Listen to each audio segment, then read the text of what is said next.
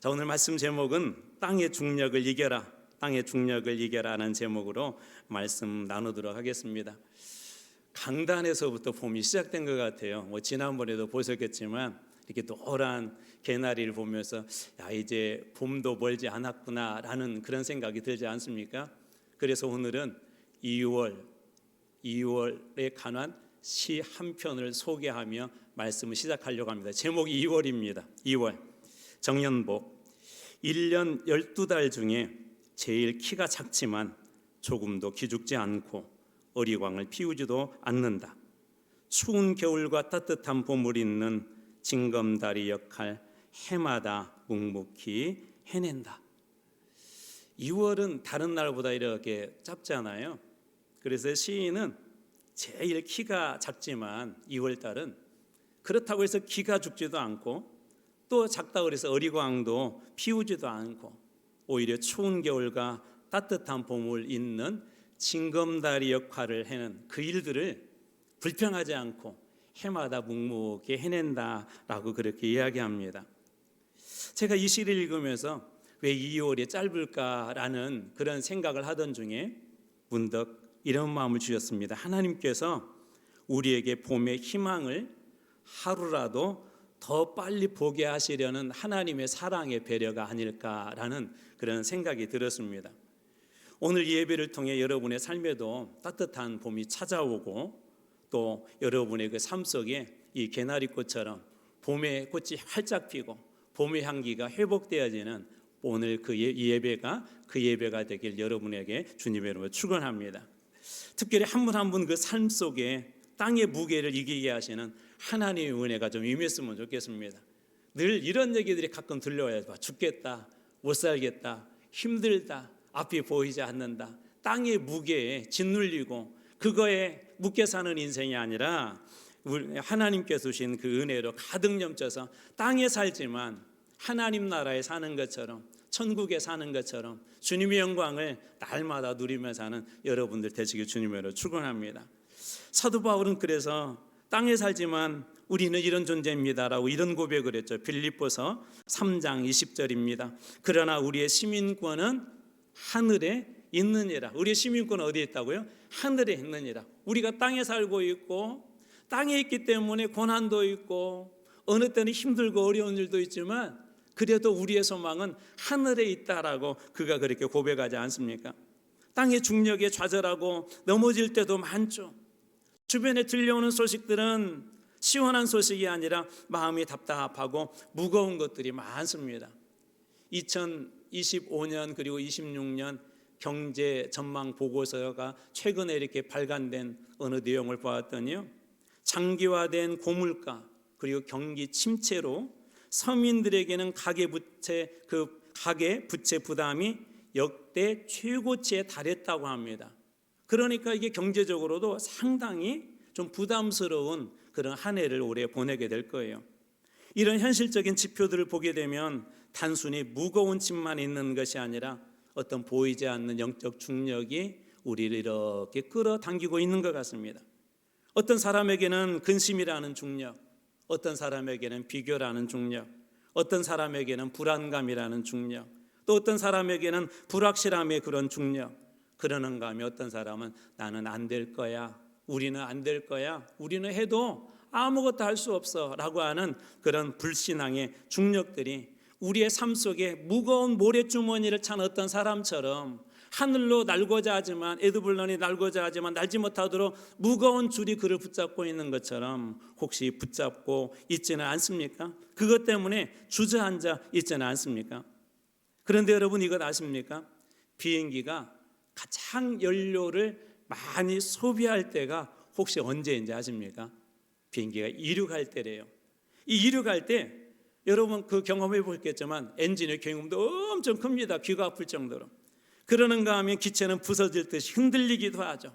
땅의 중력을 뿌리치고 떠오르는 순간, 그러나 그 순간이 가장 힘들고 고통스럽지만 그 고통스러운 시간을 지나야 땅의 중력을 이겨내고 하늘을 비행할 수 있는 것처럼 때로 어떻게 보면 우리 삶 속에 다가오는 건 치열한 어려운 일들, 절망들, 슬픔들, 고난들은 어떻게 보면 하늘을 날고자 하는 우리 안에서 내면의 응원가가 아닐까요? 저는 오늘 이 예배가 여러분들의 인생에 강력하게 다시 한번 침체되어 있는 인생이 아니라 이륙하는 그런 인생이 되고, 이 땅에 묵혀 사는 인생이 아니라 하나님 나라의 영광을 누리며 살 수 있는 그 길을 만들어주는 예배가 되길 주님의 이름으로 축원합니다. 자, 그렇다면 어떻게 우리는 이 무겁고 부담스러운 땅의 중력을 이겨내고 비상할 수 있을까요? 오늘 본문은 우리보다 앞서 그 중력을 뚫고 올라갔던 믿음의 사람들과 그들에 대한 믿음의 이야기가 오늘 본문의 말씀입니다. 우리를 붙잡고 있는 첫 번째 땅의 중력이 있는데요, 그건 뭐냐면 어떤 것들이냐면 보이는 환경입니다. 우리를 붙잡고 있는 땅의 중력, 믿음대로 살고 싶고 기도한 대로 응답받고 싶고 말씀대로 살고 싶고 예배 가운데 은혜를 누리고 싶지만 보이는 환경들이 어떤 사람에는 꽉 붙잡고 있어서 하나님 나라의 그 영광을 누리지 못하도록 그렇게 붙잡고 있다는 것입니다. 그래서 여러분들에게 주는 첫 번째 교훈은 이것입니다. 보이는 환경보다 보이지 않는 약속을 신뢰하십시오. 보이는 환경보다 보이지 않는 약속을 신뢰하십시오. 오늘 말씀이 1절입니다. 믿음은 바라는 것들의 실상이요 보이지 않는 것들의 증거니. 자, 믿음은 무엇이라고 하죠? 바라는 것들의 실상이다. 보이지 않는 것들의 증거다. 바라는 것이니까 아직 눈앞에 이루어지지 않은 것이죠. 보이지 않는 것들이니까 아직 내가 붙잡지 않은 것들이죠. 여기 실상이라는 말이 아주 중요합니다. 헬라어로 히포스타시스라고 하는데요, 이것이 실체 혹은 확신, 그리고 또 중요한 뜻이 하나가 있어요. 기초라고 하는 그런 뜻이 있습니다. 근데 원래 이 뜻은, 이 단어는 어디에서 왔냐면 아래에 두다라는 그 말에서 왔어요. 우리가 보통 기초를 쌓을 때 아래다가 이렇게 쌓잖아요. 그래서 이 말이 주는 가장 중요한 의미 중에 하나는 뭐냐면 우리가 이 땅에 살아가는데 가장 중요한 실제적인 그 기반은 무엇이냐? 믿음이라는 거예요. 믿음이 삶의 기초라는 것입니다. 그래서 믿음이 있어야 우리의 삶이 흔들리지 아니하고, 믿음이 있어야 이 기초가 단단해야 어떤 집을 짓더라도 흔들리지 않은 것처럼 이 믿음이라는 것은 그만큼 중요한 삶의 기초라는 거예요. 자, 그렇다면 믿음이 바라는 것들의 실상이라고 하는데 실상은 도대체 뭘까요? 이런 거예요. 지금은 없지만, 눈에 보이지 않지만 확실히 받을 수 있다는 것. 이렇게 한번 설명을 보면 좀 쉬울 것 같아요. 어떤 아이가 장난감을 간절히 가지고 싶어 했어요. 너무나 가지고 싶었어요. 아빠, 저 장난감 가지고 싶어요. 우리 친구가 가지고 있는데 얼마나 멋진지 몰라. 저 가지고 싶어요. 어느 아빠가 아이가 보는 앞에서 그래? 그럼 아빠가 하나 사줄게 하고 스마트폰을 엽니다.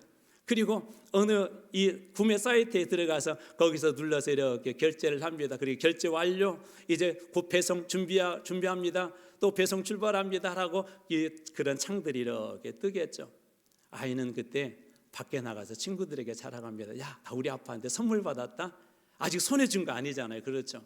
아직 자기가 소유하고 지금 이제 그걸 가지고 놀고 있는 건 아니에요. 그런데 어디에 기초해서 선물 받았다고 하는 것이죠? 그 송장에. 그리고 이미 거기에 아빠가 결제해 준 그것을 통해서 나는 이 선물 지금은 내가 직접 들고 있지는 않지만 앞으로 갖게 될 거야. 이게 실상입니다. 실상. 낚시해 보신 분들 무슨 맛으로 하죠? 낚시 무슨 맛? 꿀맛으로 해요. 그러면 또 안 됩니다. 무슨 맛으로 하죠? 손맛으로 한다고 하잖아요. 손맛. 낚시하신 분들은 이 고기를 많이 잡느냐 그거 상관없어요. 손맛으로 하신대요. 손맛. 그 손맛이 짜릿하다고 합니다. 제가 아는 오래전에 사역했던 그 교회 어떤 분은 낚시를 얼마나 좋아하던지 교회를 못 나와요. 교회를. 막 심지어 그 낚시찌라고 하는 거예요. 그것도 본인이 다 만듭니다. 지금 그분이 그때 당시에 이렇게 만들었던 것을 저한테 하나 선물로 줬는데 아직도 가지고 있어요. 참고로 저는 낚시를 해본 적이, 이렇게 밖에 매일 나가본 적은 없어요. 어쩌다 한두 번 누가 간다고 해서 따라가 본 적이 있지. 자, 근데 낚시를 할 때 이렇게 이제 바다가 되었던 호수가 되었던 이렇게 던져 넣잖아요. 자, 그러면 속은 아무것도 안 보이죠. 그런데 어느 순간 물고기가 물었다는 걸 알 수가 있죠. 찌가 흔들거립니다. 조금 있으면 어떻게 해요? 이 낚싯대가 흔들거립니다. 큰 것이 물었으면 어떻게 돼요? 이 낚싯대가 끌려갈 정도로 엄청난 그런 손맛이 이렇게 생기죠. 아직 눈앞에 물고기가 보이지 않아요? 내가 아직 그것을 직접 내 손으로 붙잡지는 못했지만 그 확실하다는 거죠. 그것이 오늘 본문에서 이야기하는 확신이라는 것입니다. 확신. 그럼에도 불구하고 우리의 삶 속에는 때로 어떤 것들이 있냐면 보이는 것들 때문에 절망하고 실망해요. 하나님의 약속의 말씀이 있음에도 불구하고 하나님의 약속의 말씀이 이렇게 해주겠다라고 그렇게 우리들에게 약속을 하셨음에도 불구하고 때로는 눈에 보이는 환경에 절망하기도 하죠. 하늘 시민으로 살아가는데도 중력이 부담됩니다. 예수를 믿어도 답답한 현실과 그런 상황들이 우리를 억누를 때가 있죠. 하나님 앞에 기도하는데도 물질의 문제가 해결되지 않고 하나님께서 올해 두려워 말라고 말씀해 주셨는데도 여전히 자녀를 양육하는데 그런 두려움들이 우리들에게 찾아올 때가 있습니다. 이런 답답한 상황 속에서도 실상을 본 한 사람의 이야기를 성경에서 이렇게 살펴보다가 열왕기하 6장에 여러분들이 잘 아는 한 내용을 잠시 소개하고자 합니다. 아람의 군대가 있었는데 엘리사가 있는 그 성을 이렇게 포위했어요. 사방에서 다 이게 겹겹이 에워쌌습니다. 그냥 이렇게 한 줄로만 에워싼 게 아니라 겹겹이 에워싼 거예요. 최고의 군대예요. 이 성은 이제 곧 있으면 무너집니다. 그럴 때 엘리사의 종이 이렇게 이야기하죠. 주여, 우리가 어떻게 되겠습니까? 이렇게 하다가 우리가 죽게 됐습니다. 이러다가 우리 다 죽을 것 같습니다. 어떻게요? 라고 그가 절망하며 이야기할 때 그때 엘리사는 그에게 이렇게 얘기합니다. 조금만 기다려라. 그리고 하나님 앞에 이렇게 기도를 하죠. 하나님 앞에 그가 기도에 무릎을 꿇습니다. 열왕기하 6장 17절입니다. 기도하여 이르되 여호와여 원하건대 그의 눈을 열어 보게 하옵소서 하니 여호와께서 그 청년의 눈을 여심해 그가 보니 불말과 불병거가 산에 가득하여 엘리사를 둘렀더라. 눈에 보이는 현실은 뭐죠? 아람의 군대, 겹겹이 싼 아랍의 군대와 그들의 무서운 군호 소리와 그리고 그들이 조금만 시간이 지나면 이 성을 점령하겠다는 그런 강력한 의지와 그런 것들이 엘리사의 사환에게는 두려움으로 다가왔습니다. 이게 보이는 현실이었어요. 그런데 엘리사는 그가 보지 못했던 것들을 이렇게 보고 있었죠.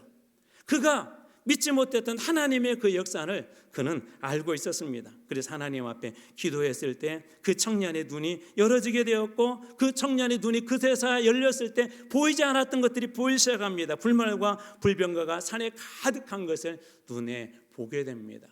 이게 보이는 것에 대한 두려움으로부터 보이지 않는 것으로 옮겨갈 때 어떻게 한 사람의 생각과 삶과 그의 역사가 바뀌는지를 보여주는 아주 중요한 그런 이야기죠.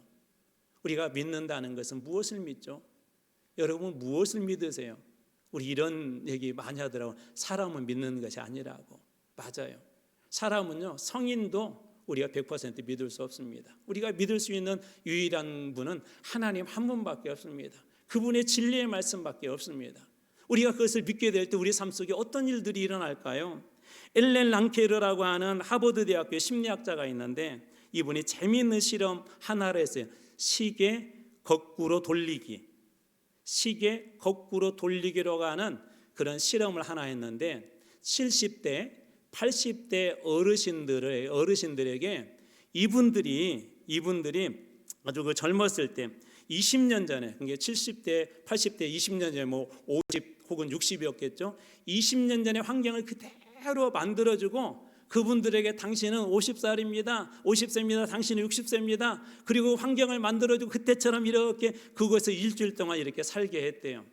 살게 하고 그리고 나서 일주일 후에 이 검사를 했는데 노인들의 시력, 청력이 좋아지고요. 심지어 관절염도 완화가 되었대요. 20년 전의 환경을 만들어주고 20년 전의 모습처럼 그때 그 마음처럼 그 안에서 그냥 단순히 살게만 해줬는데도 그렇게 달라졌다는 거예요. 무엇을 실제로 바라보고 있느냐가 삶의 물리적인 수치까지도 바꿔하는 것이죠. 의학적으로 이해할 수 없는 것들도 바꿔놓은 것입니다. 여러분, 이처럼 믿음이라는 것은 우리의 삶에 놀라운 변화를 가져옵니다. 근데 믿음이 주는 맹점이 하나가 있죠. 보이지 않는 것을 믿으래요. 보이지 않는 것을 믿는 것입니다. 바로 그것이 믿음입니다. 아직 오지 않는 미래를 믿는 것이죠. 절망 중에 있는 우리 청년들에게 약속의 말씀을 던져두더라도 여전히 불안할 것입니다. 사업을 하신 분들에게 하나님께서 당신과 함께 한다는 그 말씀을 전해줘도 여전히 불안할 것입니다. 그런데 어떻다고? 이 세상에서도 내가 지금 20년 전으로 와 있어. 나는 50세야 60세야. 내 환경을 봐, 내 마음을 봐. 그렇게 마음만 바꾸고 환경만 바꿔도 물리적인 수치가 바뀌는데, 하물며 우리가 믿는 하나님은 어떤 분이십니까? 우리가 단순히 만드는 연극 세트장이 아니죠. 단순히 만들어는 허공에 있는 어떤 허무한 그런 존재가 아니라는 것, 없는 존재가 아니라는 것입니다. 여러분, 그렇기 때문에 오늘 우리가 그 하나님의 은혜 앞에 나갈 때 하나님께서 우리들에게 주신 가장 큰 것은, 가장 좋은 것은 뭐냐면 믿음이라는 거예요. 믿음이 무엇이죠? 오늘 3절의 뒷부분입니다. 보이는 것은 나타난 것으로 말미암아 된 것이 아니니라. 우리가 가져야 될 믿음 중에 하나는 뭐냐면, 보이는 것이 보이지 않는 것으로부터 생겨났다는 거예요. 세상에서는 이런 얘기를, 창조론을 믿지 않잖아요. 세상에서는 진화론을 믿지 않습니까? 근데 우리 그리스도인들은 아니에요. 우리는 창세기를 믿습니다. 하나님이 세상을 창조하신 걸 믿습니다. 하나님께서 무에서 유를 창조한 것을 믿습니다. 저 거대한 산도 큰 파도도 바다도 하나님께서 만든 것을 믿습니다. 어떻게 만들었죠? 보이지 않는 것으로. 어떤 것이죠? 하나님의 말씀으로. 말씀으로 그 모든 것들을 창조하셨습니다. 하나님 보이지 않는 것으로 만든 거예요. 보이지 않는 것, 하나님 그분의 말씀으로 그 모든 것들을 하나님께서 만드셨습니다. 이 세상은 눈에 보이지 않는 하나님의 말씀으로 만들어진 것이죠. 자, 그렇다면 우리의 인생을 다시 일으키는 힘도 눈에 보이는 돈이나 어떤 배경이 아니라, 우리가 가지고 있는 능력이 아니라 보이지 않는 하나님의 말씀에서 나온 것을 우리는 믿어야 합니다. 여러분, 세상도 보이지 않는 이 말씀을 통해서 하나님을 창조하시고 그것을 운행하신다면 이 큰 우주도, 아니 수많은 수억 수십억의 사람들도 하나님께서 그렇게 하실 수 있다면, 그 중에 아주 작은 전보다도 안 되는 우주 만물을 통틀어서 전보다도 그것보다도 작은 우리의 인생 하나 하나님께서 만드시는 것은 너무나도 쉬울 것입니다. 우리의 인생이 이렇게 살아가다 보면 그래도 여전히 깊은 바다 속에 있을 수도 있고 문제라는 암흑 속에 있을 수도 있습니다. 절망이라는 안개 속에서 어디로 가야 할지 그런 모를 때도 있습니다. 아무것도 보이지 않기 때문에. 그런데 하나님 어떤 분이시라고요? 보이지 않는 것에서 보이는 것을 만드시는 분. 비행사들이 이렇게 비행기를 조종해서 가다 보면 구름 속을 지나갈 때가 있대요. 그런데 그때 어떤 비행을 하냐면 계기 비행이라는 걸 한답니다. 계기판을 믿고 그 계기판이 지시하는 대로 운행을 한다는 거예요. 계기 비행. 자기의 눈을 믿지 않고 계기판을 믿고 구름 속을 이렇게 운행하는데요. 구름도 어느 때는요 이렇게 착시로 보이기도 한데요. 갑자기 앞에 큰 바위산처럼 이렇게 보이기도 하고요. 갑자기 앞에 이 배가 가다가 이렇게 떨어지는 폭포수처럼 보이기도 하고요. 그런 때가 있답니다. 그런데 그때도 자기의 눈을 믿지 않고 무엇을 믿어요? 계기판을 믿고 그렇게 운행을 한대요. 우리의 길도 짙은 안개로 때때로는 감추어져 있죠. 사실 미래도 불확실합니다. 청년들 볼 때마다 늘 마음이 아픕니다. 특별히 열심히 노력도 하고 나름대로 공부도 하고 취업 준비도 하고 또 인생에 대한 그런 플랜들을 짜보지만 어느 때는 그러한 계획조차도 소용없는 것처럼 보이는 그런 짙은 절망의 안개가 우리 청년들 가운데도 종종 있는 것을 이렇게 보게 됩니다. 그래서 필요한 것이 무엇일까? 아무리 찾아봐도 그 청년들에게 줄 수 있는 위로의 말일까? 아니면 수많은 물질일까? 아니면 제가 가지고 있는 경험일까? 아니 저보다 더 탁월한 분들이 가지고 있는 경험과 노하우일까? 아무리 생각해봐도 그런 것들이 조금 도움은 될 수 있지만 그것이 정답은 아닌 것 같습니다. 우리를 완전하게 하고 확실하게 하고 우리로 하여금 살게 하는 것은 오직 하나님 말씀 하나밖에 없습니다. 여러분, 그럴 때일수록 말씀을 붙잡는 거예요. 짙은 안개가 가려져 있을 때일수록 영적 계기판을 빼고 영적인 계기 비행을 하는 것입니다. 세상의 눈앞에서, 우리야 눈앞에서 거대한 산이 가로막고 있는 것 같더라도 하나님의 말씀의 계시판이 가라고 할 때 그대로 가면 된다는 것입니다. 여러분의 인생에도 그럴 때가 있을 것입니다. 저는 이렇게 군대에 이렇게 입대할 때 너무나도 두려웠어요. 너무나도 막막했어요. 남자들은 아마 한 번 정도 군대 입대할 때 그런 마음이 있었을 것 같아요. 저는 특별히 더 그랬던 것 같아요. 저희 큰아버님이 목사님이셨는데 그때 저에게 주셨던 말씀이 이사야서 41장 10절이었습니다. 두려워 말라. 내가 너와 함께 함이니라. 종구가 두려워하지 말아라. 내가 너와 함께 할게.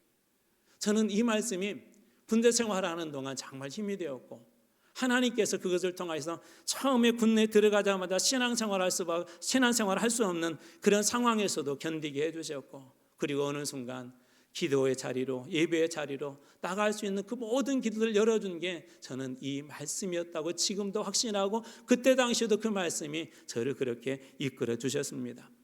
내 눈앞에 있는 문제보다 더 크신 분이 우리 하나님이십니다. 그러므로 그분을 붙잡으십시오.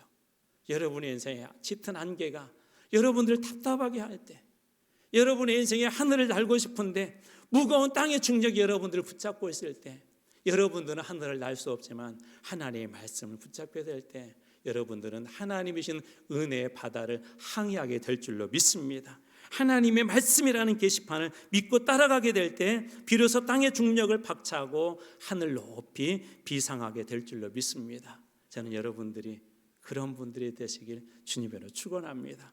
두 번째, 땅의 중력은 이 땅의 보상이에요. 이 땅의 보상 때문에 비상하지 못한다는 것입니다. 그렇기 때문에 여러분들에게 이렇게 권면합니다. 땅의 보상보다 하늘의 상주심을 갈망하십시오. 땅의 보상에 묶여서 땅에 묶여 사는 인생이 아니라 하늘의 상주심을 갈망하십시오. 오늘 본문의 4절에 보면 한 사람의 이름이 등장해요. 아벨이라는 사람이죠. 그는 정성껏 하나님 앞에 예배를 드렸습니다. 그런데 돌아온 결과는 축복이 아니라 형 가인의 시기와 죽음이었었죠. 그걸 통해서 아벨은 죽고 말았습니다. 세상적으로 보면 실패한 사람이죠. 그런데 오늘 히브리서 기자는 이렇게 그를 이야기합니다. 히브리서 11장 4절, 그가 죽었으나 그 믿음으로써 지금도 말하느니라. 이렇게 바꿔볼게요. 그가 죽었으나 지금도 믿음으로써 그는 살아있느니라. 여러분, 세상의 죽음은 반드시 우리들에게 올 거예요. 그러나 이 아벨은 어떤 사람이냐? 죽음의 중력도 그를 이기지 못했어요. 아벨에게 중요한 것은 무엇이었을까요? 이 땅의 보상을 위해서 그는 살았던 사람이 아닙니다. 하나님 앞에 예배드리는 그 자체가 그에게는 가장 큰 축복이었었고, 하나님을 만난다는 그것 자체가 가장 중요했습니다. 예배 가운데 오셔서 만나주신 하나님이 그에게는 가장 큰 보상이었어요. 예배를 통해서 주어지는 물질적인 축복이 아니라, 예배를 통해서 주어지는 건강 회복이 아니라, 예배를 통해서 만나주신 하나님이 계시다는 것, 그것 자체가 그에게는 가장 큰 복이었었고 상주심이었습니다. C.S. 루이스가 이와 같은 내용을, 이런 비유를 이렇게 이야기합니다. 영광의 무게라는 책에서 인간의 보상 심리에 대해서 날카로운 통찰을 전하는데 한번 잘 들어보십시오.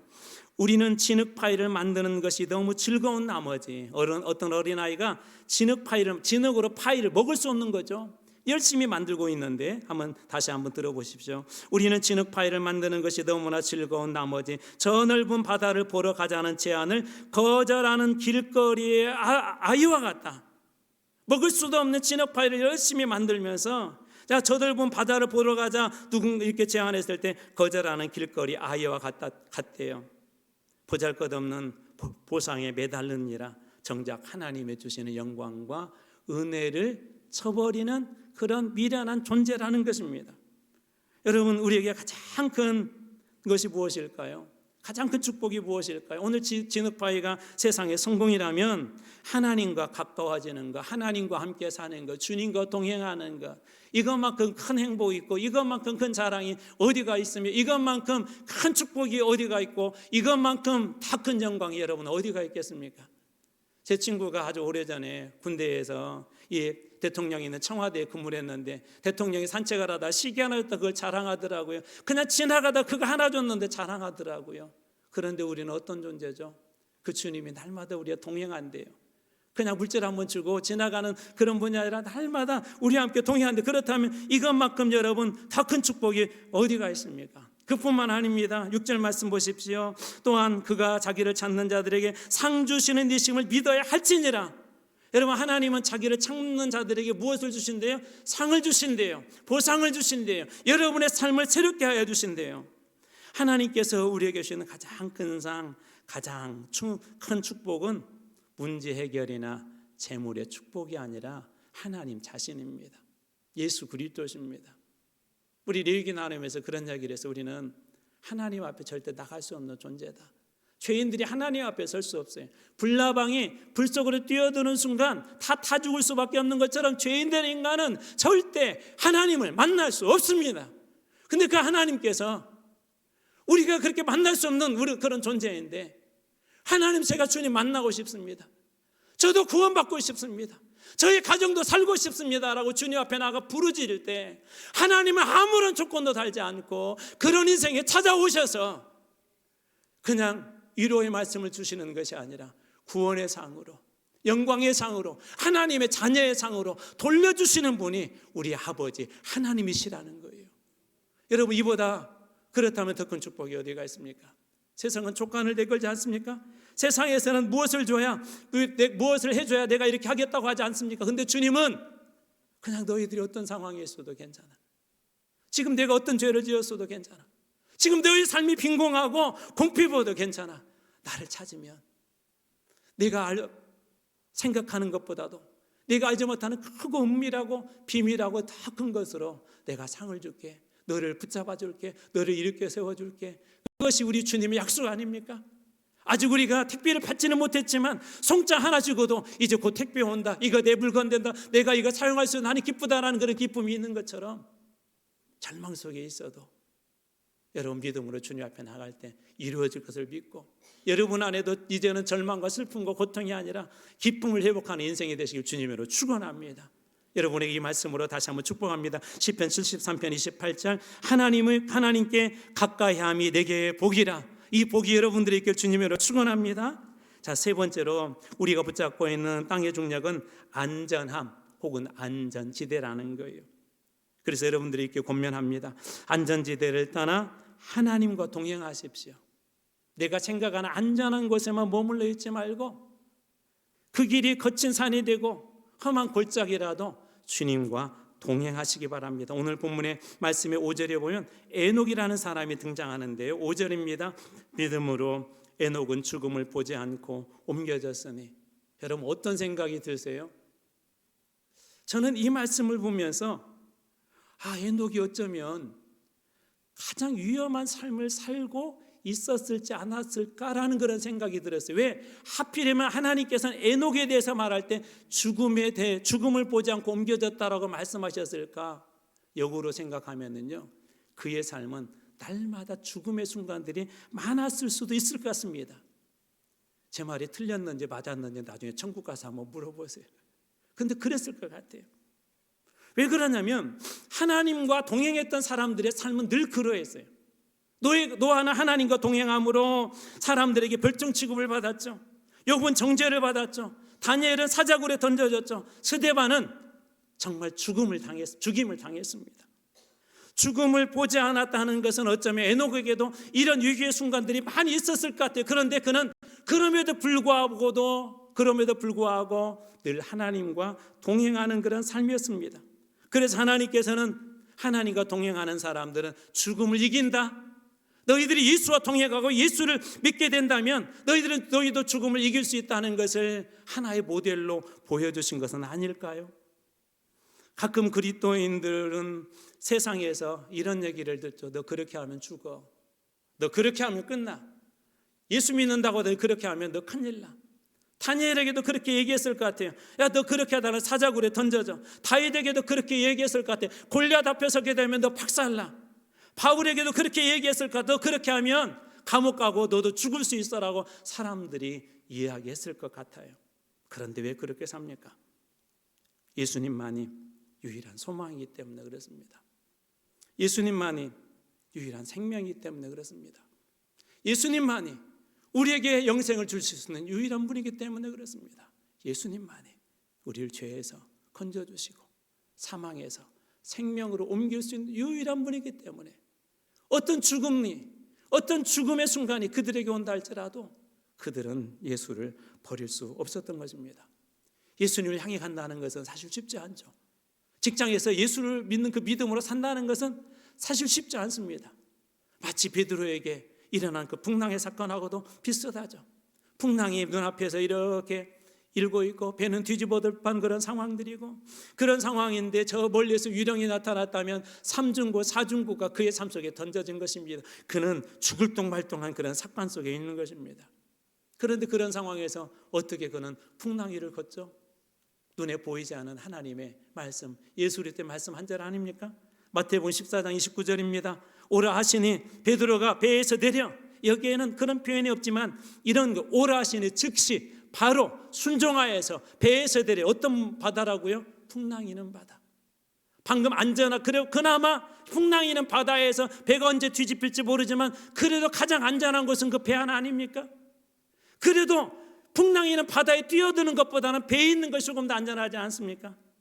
그런데 예수님은 뭐라고 이야기하냐면 배 안에 머물지 말고 나를 믿고 풍랑 밖으로, 풍랑 있는 곳으로, 배 밖으로 나와, 그렇게 이야기합니다.